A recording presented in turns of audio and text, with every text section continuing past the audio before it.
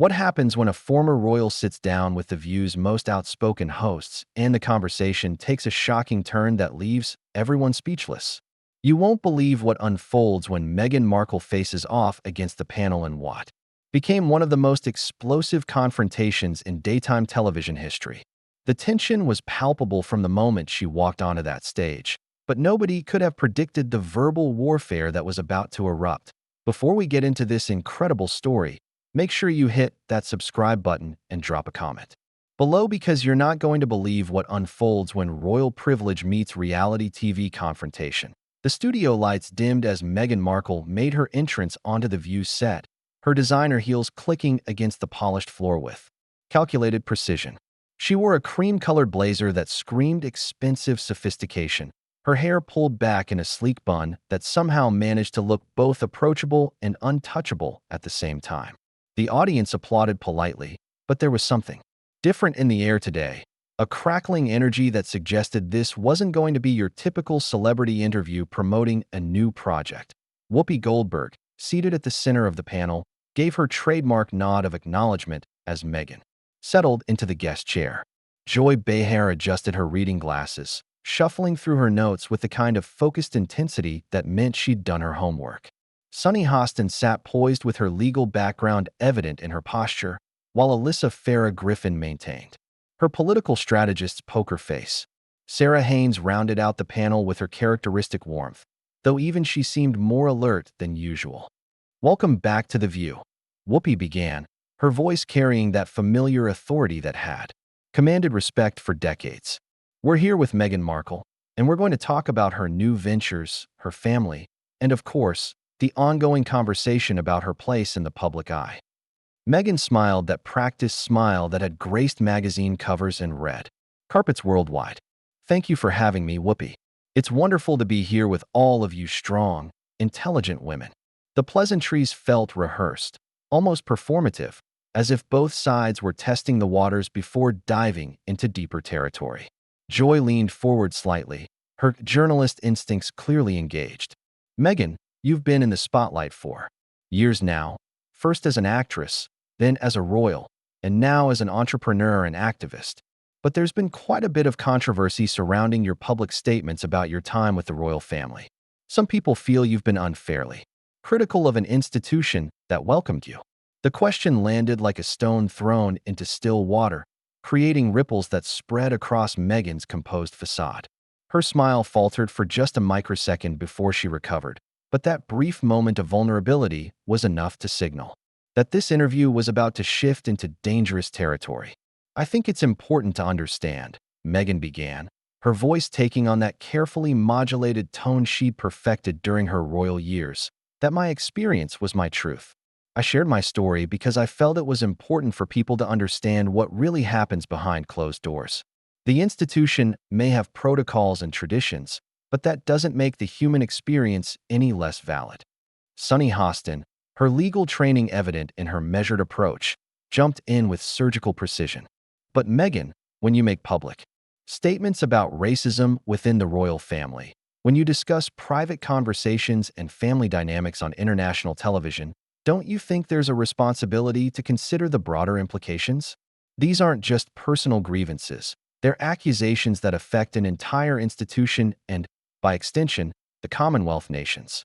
The temperature in the studio seemed to rise several degrees. Meghan's posture stiffened slightly, her hands clasping together in her lap in what body language experts would later describe as a defensive gesture. "Sunny, I appreciate your perspective, but I think you're missing the point. When someone experiences discrimination, when they're made to feel unwelcome in their own family, should they stay silent to protect an institution? Should they sacrifice their mental health and well-being to maintain appearances?" Alyssa Farah Griffin, drawing on her political background, seized the moment to push deeper. "But that's exactly the point, Meghan. You made a choice to join that family, to accept the privileges that came with that position, the titles, the security, the global platform. And then, when things became difficult, you chose to step back but still maintain those benefits while criticizing the very system that provided them. From a political standpoint, that looks like having your cake and eating it too." The studio audience shifted uncomfortably in their seats. This was clearly not the softball interview they'd expected. Meghan's jaw tightened almost imperceptibly, but her media training kicked in as she attempted to maintain her composure. "Alyssa, I think you're oversimplifying a very complex situation," Meghan replied, her voice carrying a slight edge that hadn't been there moments before. "Harriet, I didn't choose to step back because things were difficult. We stepped back because we were being systematically undermined, because our attempts to contribute meaningfully were being blocked, and because the mental health impact was becoming unsustainable." Sarah Haynes, typically the voice of empathy, on the panel, tried to bridge the growing divide. "Meghan, I think what some of us are struggling with is the timing and the forum."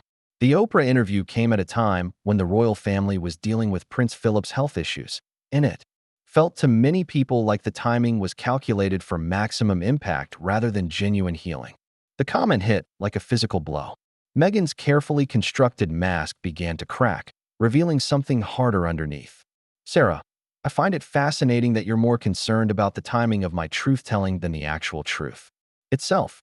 Prince Philip's health was a consideration, but are you suggesting that victims of discrimination should schedule their revelations around their oppressors' convenience?"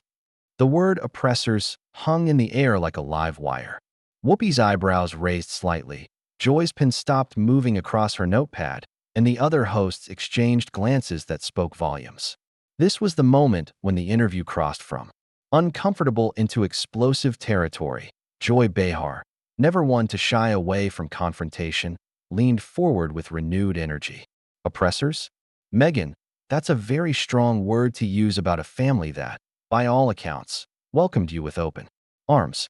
You had a fairy tale wedding watched by millions. You were given a platform to champion causes you cared about, and you were embraced by the British public. How does that translate to oppression?" But before Meghan could respond, the tension in the room was about to reach a breaking point that would change everything. Meghan's eyes flashed with something dangerous as she processed Joy's challenge. The careful, diplomatic mask she'd worn throughout her royal years was beginning to slip, revealing the steely determination that had carried her from a supporting role on a cable drama to the halls of Windsor Castle. She straightened in her chair, her voice dropping to a tone that somehow managed to be both controlled and threatening. "Joy, I think you need to check your facts before you make statements like that," Meghan said, each word delivered with surgical precision. "The British public embraced me? Really?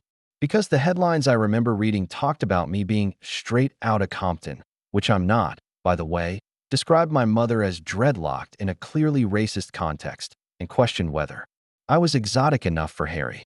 That doesn't sound like embrace to me. That sounds like barely concealed hostility wrapped in false politeness." The studio fell into an uncomfortable silence. Even the camera operators seemed to sense that they were witnessing something unprecedented. Whoopi cleared her throat, attempting to regain control of the rapidly deteriorating situation. "Meghan, I think what Joy is trying to say is that there were also positive aspects to your coverage, and perhaps the focus on the negative dash." "No, Whoopi," Meghan interrupted, her voice rising slightly as her composure began to crack. "Don't gaslight me on national television. I lived through it. I have the receipts. I have the screenshots. I have the medical records from when the stress landed me in the hospital. So please don't sit there and tell me about the positive aspects when I was literally contemplating ending my life because of the relentless attacks." The admission sent shockwaves through the studio. This wasn't just celebrity drama anymore. This was raw, unfiltered pain being broadcast to millions of viewers. But instead of sympathy, it seemed to harden the resolve of the View panel, who clearly felt they were being manipulated by emotional appeals. Sunny Hostin, her legal training kicking into high gear, seized on the opening. "Meghan, nobody is minimizing your pain, but you can't use your mental health struggles as a shield against legitimate criticism. When you make public accusations about racism within the royal family, when you claim that concerns were raised about your unborn child's skin color, those are serious allegations that require serious scrutiny. And frankly, the fact that you've never provided specific details or named names makes it difficult to address these claims constructively." Meghan's face flushed with anger, her carefully maintained composure finally beginning to crumble. "Sonny, are you seriously asking me to name names? Are you asking me to throw specific family members under the bus so that you can feel satisfied with my level of disclosure? That's not how family works, even dysfunctional ones. The fact that I've maintained some level of discretion should be seen as restraint, not evasiveness. Alyssa Farah Griffin jumped back into the fray, her political instincts sensing blood in the water. But that's exactly the problem, Meghan. You can't make explosive allegations and then hide behind family loyalty when pressed for details. Either the claims are serious enough to warrant public discussion, or they're not. You can't have it both ways. And frankly, the way you've monetized your royal experience through Netflix deals, book contracts, and speaking engagements makes it look like you're profiting from pain rather than seeking genuine resolution. The accusation hit like a slap across the face. Meghan's eyes narrowed, and for a moment, the polished facade completely disappeared, replaced by something much more primal and defensive. Monetized my experience. Meghan's voice was now clearly strained with barely controlled fury. Alyssa, let me tell you something about monetization. When you're stripped of your security detail, when you're cut off financially from your family, when you're told that your child won't receive the same protections as other royal children, you do what you have to do to survive. Harry and I didn't choose to become financially independent because we wanted to get rich. We were forced into it because the institution made it clear we were no longer welcome within their structure. Joy Behar, sensing that Meghan was becoming increasingly unhinged, decided to push even harder. But Meghan, that's not entirely accurate, is it? Reports suggest that you and Harry were offered options, that there were attempts to find a compromise that would allow you to continue royal duties on a reduced basis. Instead, you chose the nuclear option. You chose to burn bridges rather than build them. The comment was the final straw. Meghan's hands were now visibly shaking, whether from anger or adrenaline, and her voice took on a sharp, almost shrill quality that cut through the studio like a knife. Nuclear option, she repeated, her voice rising dangerously. Joy, the nuclear option would have been telling the world about the real conversations that happened behind closed doors. The nuclear option would have been sharing the text messages, the emails, the documentation of every slight, every deliberate exclusion, every racist comment that was dismissed as banter. The nuclear option would have been exposing the full extent of how archaic and toxic that institution really is. Sarah Haynes, clearly uncomfortable with the direction the interview had taken, attempted to de-escalate. Meghan, I think we all understand that you went through a difficult time, but don't you think that perhaps some perspective might help? The royal family has been dealing with these kinds of pressures for generations. Maybe the issue isn't entirely institutional. Maybe it's also about expectations and adaptation. The suggestion that Meghan simply needed to adapt better was apparently the final insult she could tolerate. She stood up abruptly from her chair, her movement so sudden that it caused the camera operators to scramble to adjust their angles. Adaptation. Meghan's voice was now openly hostile, her professional media training completely abandoned. Sarah, are you suggesting that I should have adapted to racism? That I should have adapted to having my mental health ignored? That I should have adapted to watching my husband suffer because his family was more concerned about protecting an institution than protecting their own son? The studio audience was now completely silent, sensing that they were witnessing something that would be replayed and analyzed for years to come. Whoopi made one last attempt to regain control of the situation. Meghan, I think we need to take a breath here and dash. No. Whoopi. Meghan cut her off, her voice now carrying the full force of years of pent-up frustration and anger. I don't need to take a breath. What I need is for people to stop telling me how I should have handled being discriminated against by one of the most powerful families in the world. What I need is for people to stop questioning my truth just because it makes them uncomfortable. But as Meghan continued her tirade, it became clear that she had crossed a line from which there would be no return. The words poured out of Meghan like water from a broken dam, each sentence more damaging than the last. Her voice had taken on a trembling quality that spoke of years of suppressed rage finally finding its outlet. You want to know the real truth? You want to know what really happened? Fine. Let me tell you about the family that supposedly welcomed me with open arms.